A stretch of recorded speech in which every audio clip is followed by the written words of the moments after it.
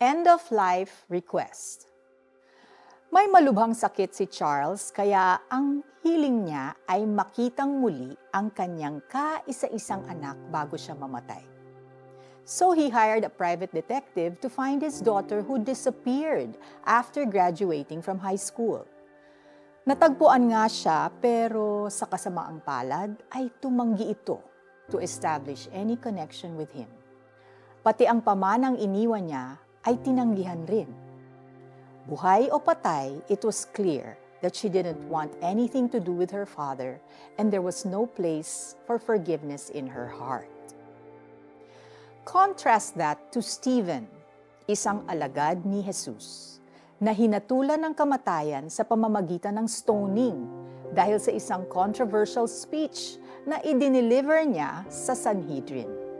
Sa gitna ng pangyayaring ito, nanalangin siya para sa sarili, pero higit sa lahat, ipinagpray niya ang mga bumabato sa kanya. Bago bawian ng buhay, sumigaw siya ng Panginoon, huwag mo po silang pananagutin sa kasalanang ito. May pahabol siyang end-of-life request. Bakit ang last thoughts niya ay ang ihingi ng tawad sa Diyos ang mga taong nambato sa kanya?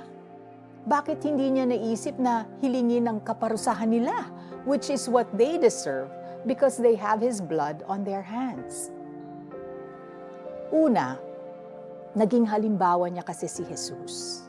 Si Jesus ay nagbitiw rin ng ganyang mga salita noong siya ay nakapako sa krus.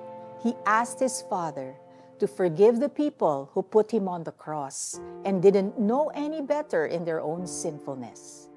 Hindi man sinabing witness si Stephen ng araw na yon, kasama siguro ito sa kwento ng mga alagad ni Jesus at ito ay naging isang magandang ehemplo sa kanya. Pangalawa, Stephen was filled with the Holy Spirit even before they stoned him. When he looked up to pray, nakita niya ang kaluwalhatian ng Diyos at si Jesus. Alam niya kung sino ang naghihintay sa kanya, kaya maluwag niyang ipinagkatiwala ang kanyang buhay sa Panginoon. Ikaw, iniisip mo na ba ang iyong end-of-life request? Let's pray. Ama, turuan po ninyo akong magtiwala sa inyo at matutong magpatawad sa lahat ng nakasakit sa akin bago pa ako dumating sa bingit ng kamatayan. In Jesus' name I pray. Amen.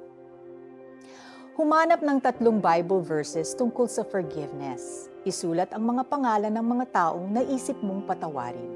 Gawin mo ito. Panginoon, huwag mo po sila pananagutin sa kasalanang ito.